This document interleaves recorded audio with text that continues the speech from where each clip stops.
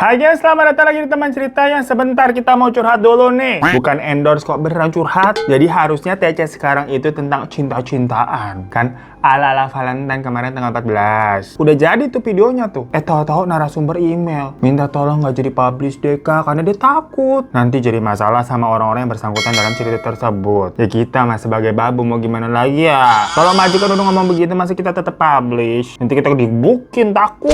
Makanya tanggal 14 kemarin harus ada video. Kagak ada, karena di cancel. Nah, maksudnya di sini kita mau ngasih tahu aja nih buat para majikan semua kalau ngirim cerita, pastiin dulu emang udah dipikirin mateng-mateng gitu kan, memang buat dipublish di teman cerita, ditonton dan dinikmati sama banyak orang, sama teman-teman semua. Kalaupun emang ada nama tempat, nama orang atau nama apa kayak minta disamarin, ya pasti akan kita samarin kok, tenang aja kan. Mulut kita kagak comel-comel banget walaupun kita tukang gosip. Jadi kasihanilah diriku yang sudah meluangkan waktu buat baca tuh sekian banyak email kalian, terus kan di syuting begini gitu dan sebagainya ya. Ya cuma nggak apa-apa, ini disclaimer aja biar kita sama-sama enak begitu. Kan kalau kalian enak, saya juga enak. Nggak begitu enaknya. Kenapa kita jadi mesum ya? Mungkin ini juga teguran untuk diriku kalau sebenarnya nih budaya kita bukan Valentinean Van. Nggak usah kamu sok-sok ngikutin bule. Segeralah kamu bertobat dan belajar sana ke pesantren. Perbaiki akhlakmu begitu. Nah, makanya cerita kali ini datang dari teman kita namanya Saifullah gitu tulisannya ya. Tapi biasa dipanggil Ipul. Apa perlu juga kita panggilnya Bang Ipul gitu? Tak bosan mataku, tak bosan. Oh, sungguh. Ya Allah, tahu nggak lu lagunya G4UL gaul tuh bandnya Saiful Jamil. Nah, di mana Ipul ini tuh menceritakan pengalamannya selama jadi santri alias mondok di sebuah pesantren yang terkenal katanya dengan tradisi balap kuda sabtonan. Bener ya, sabtonannya begitu, apa itu nggak tahu kita. Yang katanya itu balap kuda biasanya dilakukan ketika hari jadi di daerah tersebut. Dimana kalau ada lagi perayaan begitu, si Ipul suka nonton tuh balapannya. Pokoknya kalau ada acara-acara Ipul mah nonton mulu, yang penting gratis. Tapi emang boleh nontonin balap kuda? Karena kan kalau katanya sabung ayam gitu sebenarnya kan kagak boleh. Kalau balap kuda boleh ya? Beneran kagak tahu gue ini nanya. Oh mungkin nggak bolehnya karena kalau takut dibuat judi kali begitu ya. Misalkan, siapa yang menang nih nanti nih. Ya kalau begitu namanya nonton bola, nonton balap motor, atau nonton kemarin counting presiden juga kagak boleh kalau ada taruhannya ya. Ya Allah, maaf ya, ngelantur mulu kita. Nah, pokoknya Ipul ini awalnya anak biasa aja gitu kayak kita, orang normal. Sampai ada sebuah kejadian ya merubah hidupnya. Ditambah dia juga berteman dengan orang yang salah nih guys. Makanya kalau kalian milih temen tuh hati-hati. Temen tuh harus pilih-pilih. Kalimat zaman dulu yang katanya kita kalau pilih temen jangan pilih-pilih, salah tuh. Kalau baik mah iya harus ke semua orang. Tapi kalau temen mah harus pilih-pilih. Kalau kagak pilih-pilih kejerumus lu. Orang pada kayak setan sekarang kelakuannya. Ya Allah. Udahlah ke ceritanya aja ya. Basicnya si Ipul kan tadi tuh ya anak normal. Tapi emang agak badung nih maksudnya dia nih. Dari kecil emang bunuh-bunuhnya dua. Katanya kalau bunuh-bunuhnya dua kan Bandung ya. Badung. Makanya orang tuanya dia sampai masukin dia tuh ke salah satu pesantren. Biar kelakuannya bener tuh, nggak kayak Hirotada.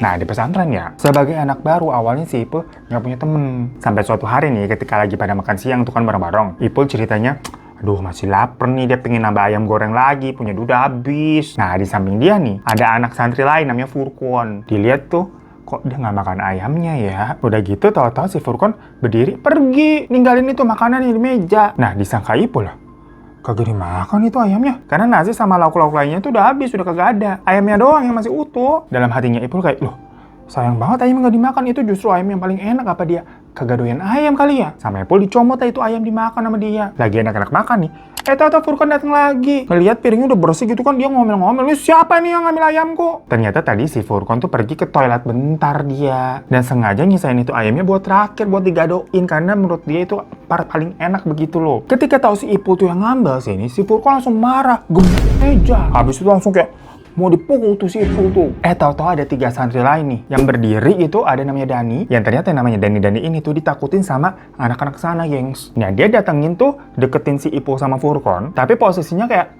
mau ngelindungin si Ipul. Ya si Furkon langsung kayak kagak jadi marah dia. Nah, dari situlah si Ipul berteman sama Dani. Kemana-mana mereka selalu bareng. Jadi kata Ipul, walaupun itu di pesantren, ada geng-gengannya juga, gengs. Dan Dani ini tuh basicnya emang anak rebel. Yang sebenarnya dia kagak mau masuk pesantren. Jadi mungkin dia dipaksa sama orang tuanya ya. Karena anaknya badung ya, 11-12 sama si Ipul. Yang tujuannya dimasukin pesantren, biar makin bener. Tapi jadinya begitu tuh, malah sering berulah. Pokoknya kalau ada sesuatu yang dia rasa nyebelin, kayak kejadian Ipul sama Furkon tadi tuh, ternyata awal mula Dani sampai turun tangan, mohon maaf, sedotan minuman kita kayak goyang sendiri tadi, kedengeran nggak? Belum ada nih, belum muncul setan-setannya. Ntar dulu ya, jangan ganggu ya. Lagi semangat nih kita ceritanya nih. Sampai mana tuh? Tadi ternyata si Dan itu kayak ikut campur atau turun tangan di permasalahan Ipul sama Furkon. Karena si Dani lagi makan nih enak-enak. Tau-tau kan tadi Furkon gebrak meja begitu kan, marah sama si Ipul. Yang padahal juga kan si Ipul nggak sepenuhnya salah. Dikirain itu makanannya si Furkon. Udah selesai lah, ditinggal habisnya. Dan gebrakan meja itu membuat air minumnya si Dani itu tumpah. Karena kan mejanya panjang tuh. Nah si Dani kan juga ada di situ tuh satu meja. Kesel si Dani jadi sama si Furkon. Gara-gara lu gebrak meja, minuman gue tumpah. Dan pas malamnya diadilin tuh si Furkon sama si Dani. Lagi-lagi kata si Ipul kalau di pesantren tuh biasa yang kayak begitu, gengs. Yang mana kalau di pesantrennya Ipul disebutnya tuh persidangan gelap. Jadi persidangan gelap itu adalah pengadilan semena-mena atau semuanya dari mereka-mereka yang berkuasa di sana. Atau gampangnya lah main hakim sendiri, repot persidangan gelap. Karena kan waktu pas yang tadi kan kayak cuman apa lu berani lu sama gue gitu doang kan. Tapi malam harinya lah Furkon digebukin sama Dani yang degeng. Tapi ya tadi bukan maksudnya belain si Ipul, melainkan karena si Furkon dianggap jatuhin minumannya Dani. Setelah itu Furkon kagak berani ngelihat mukanya Ipul. Kalau ketemu gitu kan pas-pasan pasti nunduk gitu. Tapi kalau ketemunya sama Dani mah jangan ditanya, bukan nunduk lagi, puter balik kagak jadi lewat. Ya udah pokoknya ternyata Ipul kan juga 11-12 ya, kayak jiwa Badungnya emang ada. Cocok dia berteman sama Dani yang degeng. Beberapa kali mereka ngerjain orang-orang nih buat kesenangan mereka aja. Kayak mereka tuh sering nakut-nakutin para santri di sana tuh kayak sosokan jadi setan waktu lagi pada tahajud malam gitu, atau ngisengin gitu kan di kamar mandi sampai guyur-guyurin orang. Soalnya memang di pesantrennya juga ya ada lah banyak cerita-cerita horor, karena kebetulan di sebelah gedung pesantrennya tuh di belakangnya ada pemakaman warga. Nggak gede sih, tapi ada banyak kuburan gitu kan. Yang namanya ada kuburan di samping gedung kan suka ada aja cerita horornya. Cuma kalau Ipul and the gengnya itu tuh nggak pernah takut sama yang begitu-gituan. Karena mereka kan mikirnya itu pesantren, banyak yang ibadah gitu kan. Kalaupun ada setan ya, setan bisa apa sih paling? Kan setan di dunia ini tugasnya gangguin sama nakut-nakutin manusia doang palingan. Mereka nggak percaya tuh kalau setan misalkan bisa nyekek atau ngehajar manusia kayak di film-film barat begitu. Nih kayak di filmnya Annabella sama Chucky, kelihatan gak tuh nih Annabella sama Chucky. Kalau itu kan kayak ekstrim gitu sampai jebratin lah. Nggak percaya mereka begitu. Sampai-sampai mereka nih beberapa kali juga menganggap nih kalau orang-orang yang lemah tuh, santri-santri yang lemah, akan mereka kerjain kayak dibilang nih ada tanah kuburan nih. Setelah itu mereka olesin ke mata mereka. Nah, abis ini kamu bisa ngelihat setan, udah kamu balik ke kelas. Tapi kan orang itu pas habis diolesin, nggak ngeliat apa-apa. Waktu balik ke kelas, diketawain sama semua orang. Ternyata matanya hitam, yang diolesin tadi itu bukan tanah, ternyata abu gosok. Pokoknya jahil banget mereka yang sampai udah beberapa kali dihukum, udah dikasih peringatan. Tetep aja itu orang pada Badung. Sampai di suatu malam, Ipul nih ceritanya mau kabur, keluar pesantren, karena dia mau nonton konser. Ada konser karnaval gitulah. Yang datang katanya bintang tamunya band Noah. Ya denger ada Noah mau nonton si Ipul kan. Tadi kan kita udah bilang kalau ada yang gratisan apa-apa, nonton dia pasti. Tapi waktu lagi kabur, kan dia nih manjat tembok belakang tuh. Dia berasa ada yang narik kakinya, geng. Sampai akhirnya dia jatuh dan pingsan di luar tembok pesantren. Yang mana kan di belakang tembok pesantren apa? Makam, kuburan orang. Jadi si Ipul jatuh di atas tanah kuburan terus pingsan. Nggak ada yang tahu lah, dia sendirian. Waktu itu orang-orang lagi pada isya berjamaah. Dan memang si Ipul tuh izin, bilangnya dia sakit sampai nggak ikut ngaji setelah sholat isya. Absen nih si Ipul nih, padahal mah mau kabur. Teman-temannya emang sengaja nggak ikut, karena kalau ramean mah susah katanya. Pasti dicurigain kok. Pada sakit semua gitu kan. Nah Ipul ini memang basicnya ngefans sama Noah, jadi lu aja udah sana yang kabur nggak apa-apa. Nah abis tadi si Ipul pingsan, bangun-bangun dilihat nih langit masih gelap, yang ternyata jam 8. Jadi dia pingsan kurang lebih 1 jaman dah tuh, dengan muka dan baju yang kotor dengan tanah. Dirasa Ipul masih berlangsung pas itu karnavalnya. Jadi dia tetap berangkat, gengs. Dan beraja kesempatan dia nonton Noah gitu. Dan tak bisakah kau menungguku kalau luar biasa. Tapi waktu nonton konser itu, beberapa kali dia melihat kayak ada banyak penonton yang kembar gitu, gengs. Sampai si Ipul ngebatil nih. Banyak banget orang kembar di sini. Habis sudah selesai ya dia diam-diam tuh balik lagi ke pesantren. Lewatin tembok belakang lagi. Sekitar jam 11-an tuh. Sendirian masuk-masuk makam gitu kan buat manjat tembok pesantren. Tapi nggak ada apa-apa. Basicnya kan awalnya dia berani emang. Dia berhasil tuh balik ke kamarnya lagi tanpa ketahuan pengurus pesantren. Sampai akhirnya juga ikut sholat tahajudan tuh jam 1-nya. Karena teman-temannya juga pada nge-backup dia kan. Nah subuh-subuh, waktu Ipul sama yang namanya Tio tuh abis balik dari sholat subuh dari masjid, tahu-tahu si Tio nih kayak nyari-nyari uang gitu di dompetnya. Dia bilang duitnya hilang sebesar 50.000. Nah, ada santri lain yang bilang kalau dia ngeliat ada santri itu pokoknya namanya Ibra sempat keluar kayaknya dari kamarnya Tio. Sewaktu Tio lagi di masjid tuh sholat subuh. Nah, ditanya dong ke Ibra langsung. Ibra bilang, iya aku habis dari kamar kamu tadi subuh buat balikin duit ke Samsul. Dia punya utang nih sama Samsul. Yang mana Samsul ini sekamar juga kan sama Tio sama Ipul. Samsul ditanya, benar? Iya benar. Ibra tadi pagi balikin uang ke gua 50.000. Tapi habis itu ya Samsul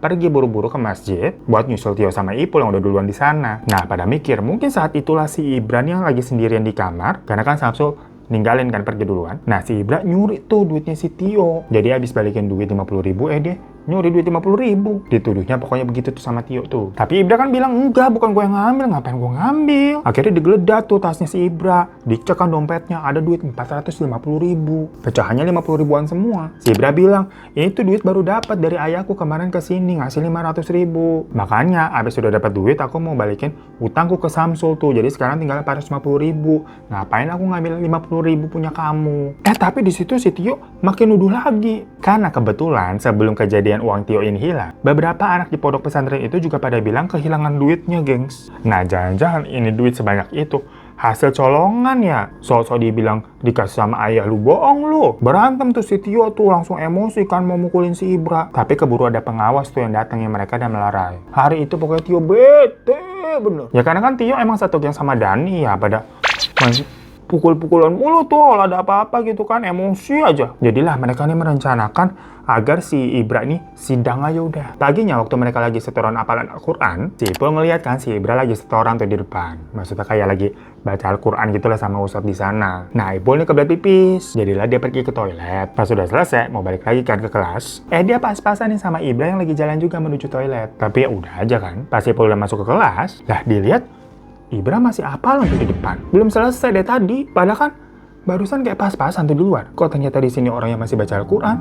Terus tadi siapa? Ipul bingung tuh. Apa tadi salah lihat kali ya? Perkara kan dari pagi si Tio udah ngomongin tentang si Ibra mulu. Jadi mungkin pikirannya Ipul tuh Ibra. Ngelihat orang mukanya pada kayak Ibra kali begitu. Sampai akhirnya malam hari, mereka nih mau mulai nih menyiapkan persidangan gelapnya tuh. Karena sebelumnya banyak santri yang mengaku juga pada kehilangan uang. Dan akhirnya Ibra dituduh sebagai dalang pelakunya. Jadi santri-santri lain ini mulai kepancing untuk ikut ke persidangan gelap tersebut, mendesak si Ibra agar mau ngaku. Di situ Ipul dikasih tugas buat membawa Ibra ke TKP, yang mana TKP-nya itu dilaksanakan di gudang kosong belakang, deket tempat kemarin si Ipul manjat tembok tuh buat kabur. Setelah Ibran udah dibawa tuh ke dalam gudang, Ipul disuruh jaga di depan pintu, memastikan situasi kan, takut-takut kalau ada pengawas yang datang. Tapi sesekali si Ipul ngintip tuh ke dalam dan dilihat si Ibran langsung ditendang tuh di dengkul bagian belakang, jadi dia langsung jatuh ke lantai, terus palanya ditutup pakai karung gitu sama teman-teman yang lain. Jadi mulai nanya-nanya macam-macam yang berkaitan dengan uang para santri yang hilang. Lu yang ngambil bukan? Ya Ibran tetap nggak ngaku lah. Ipul yang berjaga-jaga di luar pintu ngeliat, loh, itu kok kayak ada si Ibra. Jadi kayak ada Ibra berdiri di kejauhan, gengs. Ngeliatin dia gitu, diem aja. Ya Ipul heran, loh kok ada Ibra di sana? Harusnya kan Ibra di dalam. Ngintip lagi dia ke dalam ruangan. Dan bener aja, Ibra udah jatuh tersungkur tuh. Mukanya udah bonyok gitu kan habis dipukulin. Dan pas Ipul nengok lagi ke lokasi tadi yang tadi ada Ibra berdiri, udah nggak ada di sana, kosong. Si Ipul ngebatin nih, wah, jangan-jangan yang tadi dilihat tuh hantu. Atau jangan-jangan lagi Ibra nih semacam ngilmu itu kodamnya kali ya. Biar tuh dia bisa ngambilin uang orang gitu kan secara goib. Akhirnya si Ipul teriak tuh dari depan pintu, ini orang nih punya ilmu nih, kayak nggak bener nih. Dan omongannya Ipul itu jadi semacam kompor ke temen-temennya, yang mana pada rame-rame ngebukin si Ibran. Sampai akhirnya si Ibran udah nggak berdaya gitu kan, baru yang lain pada berhenti. Setelah udah puas, udah balik ke kamar masing-masing. Besoknya karena pas dari subuh terus pas belajar gitu kan, Ibran nggak kelihatan juga, dicarilah sama para pengurus dan ditemuin tuh di gudang belakang. Langsung dibawa ke rumah sakit, udah kondisinya begitu. Sementara semua orang pada tutup mulut, nggak ada yang berani mengaku apa yang telah terjadi sama Ibran, gengs. Karena dari mereka kan rata-rata pada terlibat juga ya. 2 hari Ibran sampai koma dirawat di rumah sakit coba. Dan di hari ketiga mereka dapat kabar kalau Ibran tidak selamat. Namun tetap semua santri nggak ada yang berani speak up atau bilang apapun gitu. Sampai orang tuanya Ibran pun datang, pihak pesantren pun itu seperti kayak menutupi angkat tangan yang lebih kelihatan kayak untuk melindungi nama baik dari pesantren itu. Ya karena memang orang tuanya Ibran ini juga seperti nggak tahu harus bagaimana gitu, gengs, kelihatannya. Soalnya orang tuanya itu cuma buruh serabutan. Makanya di awal Tio ini nggak percaya waktu si Ibran ini dapat 500.000 katanya dari orang tuanya. Namun ternyata waktu si orang tuanya itu ke pesantren buat menanyakan semua ini tuh ada apa, Ibran ini nggak selamat, babak belur begitu ya. Orang tuanya tuh menyangka ada yang mau mencuri uangnya Ibran. Jadi orang tuanya sendiri yang bilang, terakhir kali saya jenguk anak saya di sini kondisi anak saya masih baik-baik aja kok. Saya sempat kasih uang 500.000, saya habis jual motor. Apa mungkin ada yang mau malak dia gitu kan, karena mau ngerebut uangnya. Jadi ya itu, kirain orang tuanya Ibran, anaknya tuh digebukin buat dipalak 500.000 gitu, gengs. Mentang-mentang tahu itu si Ibran punya duit. Nah, padahal sebenarnya si Ibran malah dituduh nyuri duit.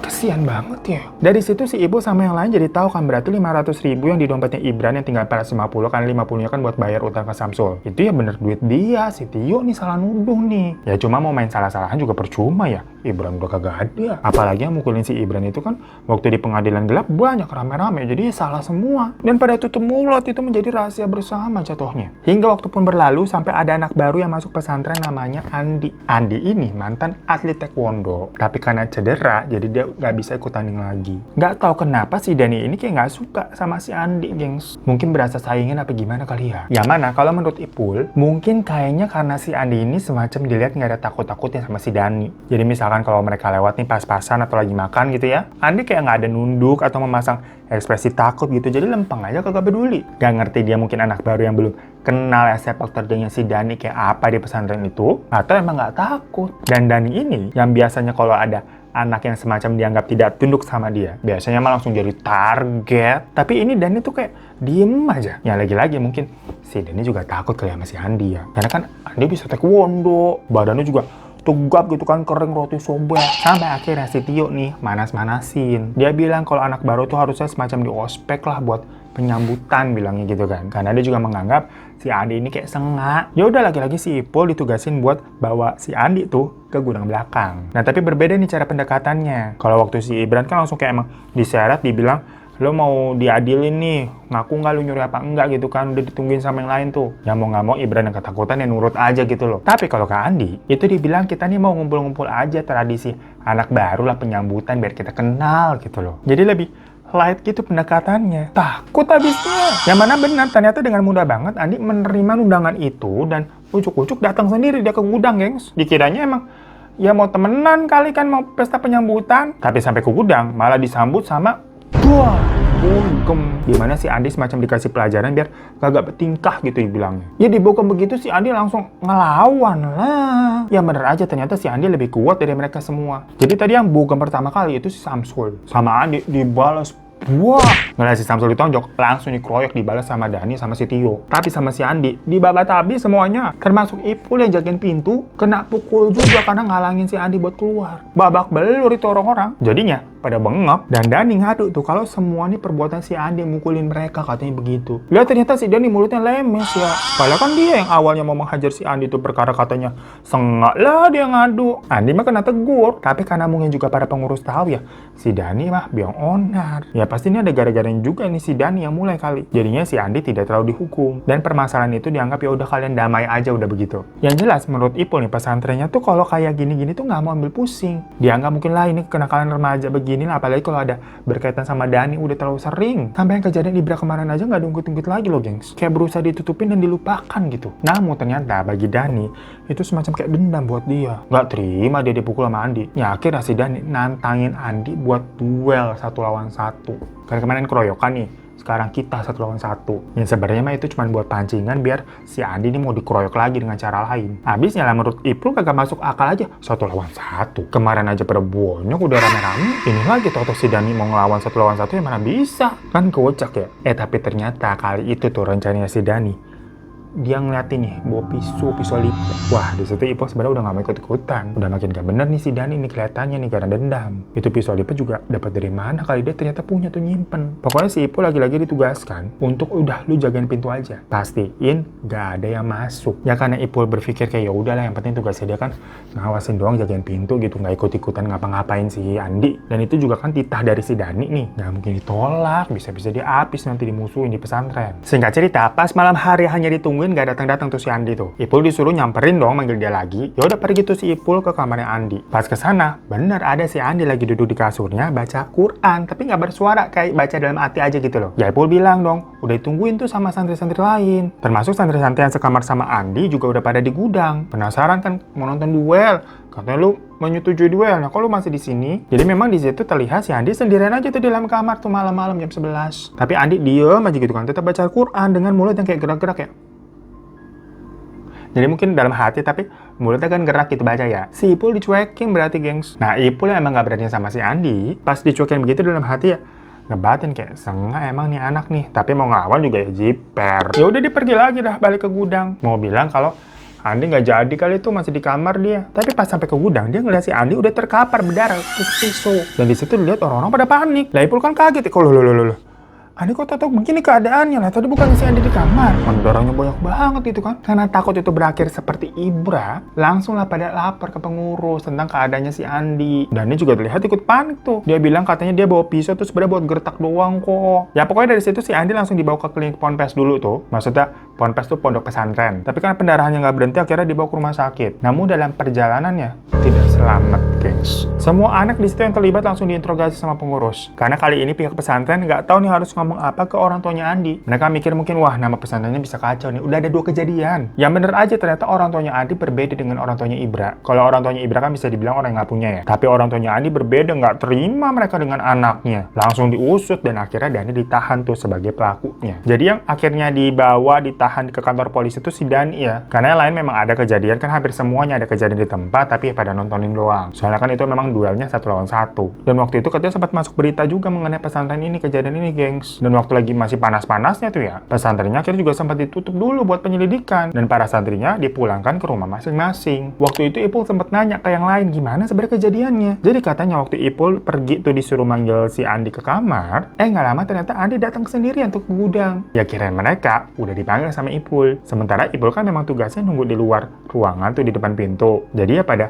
ngiranya Ipul lagi jaga di luar pintu. Nggak ada yang tahu kalau sebenarnya Ipul pergi ke kamarnya Andi beneran. Sementara kalau dari segi Ipulnya sendiri, ya dia bingung. Dia kan ke kamarnya Andi ngeliat si Andi lagi duduk baca Quran. Terus itu siapa kalau sebenarnya Andi lagi berantem di gudang? Ya setelah udah dipulangin nih ke rumah masing-masing para santri, Ipul di rumah nggak ada kerjaan. Berasanya jadi kayak macam lagi liburan sekolah. Orang tuanya sampai berencana juga masukin Ipul ke pesantren lain. Karena pesantren yang kemarin kan ternyata bermasalah tuh. Sampai disegel sama polisi kasus. Dan Ipul sendiri kan diketahui ternyata masuk ke dalam gengnya Dan itu yang lagi ditahan si Dani. Ya khawatir orang tuanya. Di situ sebenarnya Ipul merasa ada bersalahnya ya. Tapi dia mikir yang ngelakuin kan bukan dia. Dan waktu kejadian Ibran juga dia posisinya di luar jagain pintu. Jadi ya udahlah bukan salah gue masa bodoh. Nah di rumah si Ipul sendirian karena orang tuanya sibuk kerja. Ya mungkin itu juga salah satunya alasan dia kadang berbuat apa ya hal-hal yang haus perhatian gitu jadi Bandung. Dari kecil habisnya nggak pernah dapat perhatian ditinggal kerja mulu. Nah lagi di rumah nih sendirian nih. Tahu-tahu Ipul mendengar ada suara laki-laki di luar rumah bilang kayak Assalamualaikum. Ya kirain Ipul kan itu apa tetangga atau orang minta sumbangan atau apa gitu kan bertamu. Nah Ipul ini tipe-tipe yang malas nanggepin gitu-gituan. Maksudnya kalau ada tetangga atau saudara sekalipun datang nih ke rumah, pasti dicuekin sama dia. Kalau ada ibunya yang di rumah, ya ibunya yang bakalan bukain pintu. Pokoknya Ipul mah ogah ketemu sama orang terus basa-basi gitu, malas dia. Ya cuma dari luar terus manggil-manggil tuh. Assalamualaikum, Assalamualaikum. Lagi-lagi sama Ipul dicuekin, masa bodoh. Namun tahu-tahu dari samping kuping kirinya nih, deket banget jelas terdengar Assalamualaikum Saiful. Sampai Ipul kaget, bener-bener kayak di sebelah kirinya banget. Itu sore-sore gengs jam 5-an. Belum malam tapi nggak ada orang. Langsung ketakutan lah si Ipul. Dan dari atas plafon kita denger kayak ada tikus sampai hewan gitu yang jalan gitu loh. Dia langsung keluar rumah tuh pergi ke warung kopi. Dia masih bingung kayak, yang tadi dia denger apaan kok nyata banget kayak di kupingnya gitu nyebutin namanya. Assalamualaikum Saiful. Ya kan serem banget. Jadi warung kopi tuh nunggu sampai azan maghrib. Karena biasanya kalau udah maghrib ibunya udah pulang. Ya udah, abis itu dia pulang bener aja. Udah ada ibunya tuh di rumah. Tapi pas dia buka pintu, ibunya malah kaget ngeliat dia. Ditanya, "Loh, dari mana kamu?" Ya dijawab sama Ipul, "Habis dari warung kopi." Ya tapi ibunya bilang lagi, "Loh, bukannya kamu di kamar? Tadi ibu ngasih kamu somai, kok kamu tahu-tahu di luar?" Lah Ipul sama bingungnya kan. Akhirnya mereka berdua ke kamar Ipul dan bener aja ada sepiring somai yang tadi dibawa sama ibunya. Karena nggak bisa dijelaskan dengan logika. Mereka berdua kayak sama-sama merinding gitu kayak, "Udah sholat deh, udah maghrib nih." Ya udah, Ipul maghrib tuh di kamarnya sendiri. Dan kalau sholat maghrib itu kan bersuara ya gengs ya. Walaupun misalkan sholat juga sendiri, maksudnya pas baca Al-Fatihah gitu kan dikatakan gitu dengan suara walaupun pelan. Nah waktu Ipul lagi baca kayak walat dolin, di belakang ada suara yang nyaut Amin. Jadi ada Ipul sholat di belakang suara cowok yang tadi kayak Assalamualaikum. Aduh merinding gue. Langsung gak kusyuk gitu Ipul. Masuk ke rakaat kedua sama kan walat dolin. Amin. Masih ada. Buru-buru dia menyelesaikan sholatnya. Dan pas sudah selesai, assalamualaikum kanan kiri gitu kan, langsung nengok ke belakang, nggak ada siapa-siapa. Dia keluar tuh lari ke kamar ibunya, yang ternyata ibunya lagi baca Quran. Ibu kan merinding tuh ya, tapi dia nggak tahu harus ngomong apa, harus cerita gimana nih sama ibunya sambil baca Quran. Kayak diusir si Ipul. Maksudnya mungkin ibunya lagi khusyuk, ya udah kamu jangan ganggu sana. Nah, di situ si Ipul mendengar ada suara lain yang baca Quran juga, gengs. Bukan suara ibunya, kali ini suara cowok. Cowok siapa di situ kan kalau nggak dia bapaknya. Bapaknya belum pulang. Yang pas ditelusuri suaranya berasal dari kamar tidurnya. Pas dia ngintip pelan-pelan gitu kan, dia melihat ada dirinya sendiri yang lagi baca Al-Quran di atas sejadah. Jadi bekas sejadah yang tadi habis maghriban kan belum dilipat, karena Ipul kan habis selesai sholat keluar tuh ke kamar ibunya. Nah di situ dia ngeliat itu dirinya lagi baca Quran. Merasa itu kayak nggak mungkin loh, kok ada gue di situ. Ipul lari lagi ke kamar ibunya, langsung nyeritain tuh apa yang dia lihat. Jadi ibunya ke distrik kayak lagi baca Al-Quran ya. Nggak lama bapaknya pulang. Diceritain lagi ke bapaknya. Ipul juga akhirnya cerita semua yang dialami di pesantren tuh. Dimana 2 kali dia juga sempat melihat kayak ada sosok kembaran yang malam kejadian Ibran sama malam kejadiannya si Andi kan. Ngeliat tuh ada si Ibran sama Andi juga yang sama. Dan setelah itu Ibran sama Andi meninggal. Nah, Ipul takut dimana sosok yang dilihat seperti dirinya sendiri atau kembarannya itu jangan-jangan pertanda sesuatu yang buruk akan menimpa dirinya, guys. Akhirnya Ipul langsung dibawa ke masjid itu sama orang tuanya. Di sana diterawang sama Pak Ustadz yang ternyata dibilang ada yang nempel di Ipul. Langsunglah Ipul diruqyah malam itu. Dan Ustadz yang ngeruqyah itu kayak ngomong sama jin yang nempel ke si Ipul. Ternyata itu jin dari daerah makam yang ada di belakang pesantren. Jadi waktu si Ipul manjat tembok terus jatuh, dia tuh nubruk dan nindihin jin yang ada di situ, gengs. Yang mana dari situ dia jadi kayak bisa melihat korin seseorang jika seseorang itu mendekati ajalnya. Karena katanya biasanya orang yang sebentar lagi menemui ajal, orang itu pun akan terlepas dari korinnya, gengs. Jadi korinnya kelihatan. Itulah mengapa Ipul sempat melihat kembarannya Ibran sama Andi sebelum mereka berdua ternyata ya meninggal dunia, yaitu korin mereka. Nah, sementara kenapa Ipul bisa melihat korinnya sendiri tuh di rumah? Karena ternyata korinnya tuh merasa terganggu atau tergeser sama jin yang lagi nempel di Ipul. Jadi kayak bentrok energinya. Akhirnya singkat cerita, Ipul dibawa nih ke pesantren lagi dengan dimaksudkan untuk memulangkan jin tersebut ke pemakaman di belakang pesantren. Di sana juga Ipul akhirnya bersaksi dan menceritakan semua yang dia ketahui mengenai kejadian dari Ibran sampai Andi kepada petugas dan kepolisian. Ipul sekeluarga juga mendatangi dan meminta maaf kepada keluarga Ibran dan keluarga Andi. Ya meskipun bukan dia pelaku langsungnya, namun kan dia sebenarnya tahu ya rencana Dani dari awal. Tapi Ipul ini tidak mencoba untuk menghentikan atau jatuhnya malah membantu Dani untuk mengiring tuh Ibran sama Andi ke gudang kosong yang di belakang. Ya setelah itu pun Ipul akhirnya tidak disekolahkan ke pesantren itu lagi. Tapi by the way pesantrennya juga akhirnya dibuka lagi sih, gengs. Cuman ya Ipul udah dipindahin. Yang ternyata di pesantren lainnya yang ditempati Ipul pada akhirnya, itu katanya ada juga geng-geng yang kurang lebih kelakuannya sama kayak Dani, gengs. Makanya dia tuh bisa bilang di beberapa pesantren memang terkadang masih ada hal-hal semacam apa sih persidangan gelap oleh oknum-oknum yang ya disayangkan banget lah ada yang gitu-gituan ya. Jadi bisa dibilang nggak jauh beda dengan sekolah biasa yang pada umumnya sering terjadi apa tuh namanya perpeloncoan atau ya bullying terhadap siswa-siswa lain, gengs. Yang Ipul heran terkadang banyak pihak-pihak guru ataupun pengurus akan tuh tutup mata dan kayak tidak mau ambil pusing dengan kejadian-kejadian tersebut. Sampai kalau ada kejadian fatal macam yang Andi terakhir kali itu baru pada kalang kabut. Nah, Dani sendiri itu terakhir Ipul dengar kabarnya sih udah dibebaskan. Karena waktu kejadian mereka tuh umurnya masih 16 tahun. Dimana ada undang-undang perlindungan anak dengan hukuman si Dani tuh dapat 2 tahun 6 bulan penjara. Jadi ya sekarang udah bebas. Walaupun memang pada saat itu jatuhnya ya menghilangkan nyawa orang ya, gengs ya. So gengs, itu cerita dari Saiful mengenai pengalamannya mondok yang berbalut mistis, tapi juga ngeri karena teman-temannya jatuhnya mah kriminal itulah. Bener kan? Setan emang kagak bisa nyekek atau mencelakai manusia. Yang ada ya manusia mencelakai sesama manusia, kelakuannya tuh kayak setan. Dan cerita-cerita horor pesantren begini mah kadang basicnya bukan karena kesalahan pesantrennya juga ya, tapi emang basic dari si anak yang akhlaknya kagak baik gitu loh. Namun memang disayangkan pihak pesantrennya tuh tidak menangani hal-hal tersebut yang dari awal atau istilahnya apa sih namanya preventif begitu ya, iya, kayak menghalangi dari awal dulu begitu biar kagak usah ada kejadian sampai menelan korban kayak Ibran dan Andi tuh. Ya terima kasih ya Ipul atas ceritanya. Katanya Ipul sekarang udah total berhijrah dan bertobat. Semoga kita juga bisa bertobat dan jadi pribadi yang lebih baik lagi semuanya ya para majikanku. Maaf kalau babu ini banyak salah begitu. Terima kasih udah pernah nonton. Boleh dibantu klik tombol subscribe di bawah kalau belum. Kalau udah terima kasih. Yang mau kirim-kirim cerita, boleh email ke sini, tapi pastikan kalau kirim udah dipikirkan matang-matang kalau boleh dipublish gitu. Kalau memang ada nama atau kejadian atau tempat apa yang mau disamarkan, bilang aja disamarkan. Tapi jangan udah ngirim terus kita udah bilang mau dipublish, jangan dipublish, jangan begitu lagi ya. Terima kasih. Assalamualaikum warahmatullahi wabarakatuh.